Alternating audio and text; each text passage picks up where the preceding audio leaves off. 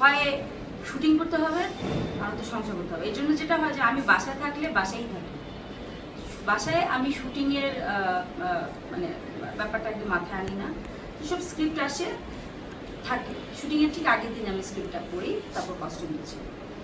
আর শুটিংয়ে যখন থাকি তখন আবার বাসায় মানে থাকে না যে অনেক ফোনে কথাবার্তা বলা বা কানেক্টেড থাকে, এটা আমার হয় না। প্রয়োজন ছাড়া আমি আমার ফোন ইউজ করি না বা কথা হয় না লোকজনের সাথে।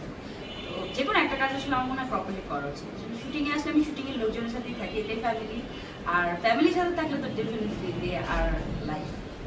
অনেকে বলে যে লাইফ পার্টনার যদি আসলে সাপোর্টিভ না হয় তাহলে আসলে নিজের ক্যারিয়ারের জন্য অনেক বাধাগ্রস্ত হয়। সেই জন্য আসলে আপনার লাইফ পার্টনার কেমন, কতটুকু সাপোর্টিভ? আমি অনেক ব্লেসড, আলহামদুলিল্লাহ। বরাবরই আমি এই ব্যাপারে অনেক ব্লেসড, কারণ হচ্ছে যে আমি অনেক সাপোর্ট পাই। স্টিল আমি আমার ফ্যামিলির অনেক সাপোর্ট পাই, আমার লাইফ পার্টনার সাপোর্ট পাই, পাচ্ছি। মানে কাজের ক্ষেত্রে কোনো ধরনের ওরকম হয় না যেটা করতে পারবো না ওটা করতে পারবো না, তাহলে তার কাজ করা যায় না। তো দুজন দুজনকে আসলে স্পেস দিতে হয়, ওই স্পেসটা না দিলে আসলে হয় না, সেটা যে কোনো প্রফেশনই হোক। আপু, বাসার কথা হচ্ছে যেহেতু একটু বাচ্চাদের কাছে যেতে চাই আসলে। মা হিসেবে তো আপনি দুর্দান্ত, আমরা জানি সেটা।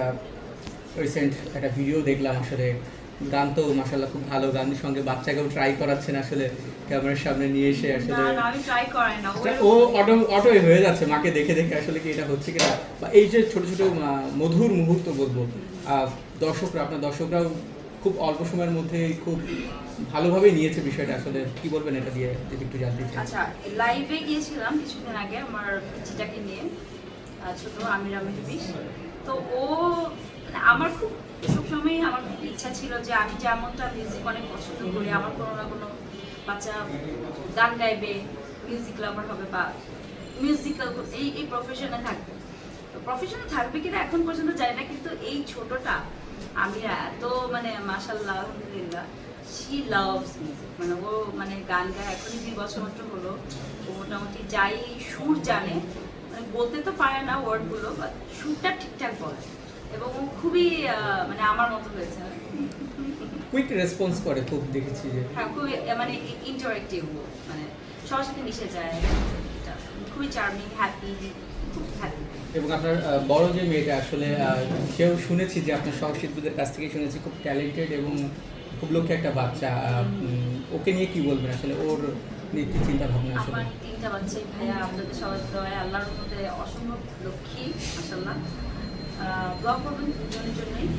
মেয়েটা আমার বড় মেয়েটা যেটা হচ্ছে যে ও আমার চাইতেও ম্যাচিওর, এবং আমি যদি 10 বার নড়ি ও একবার নড়ে।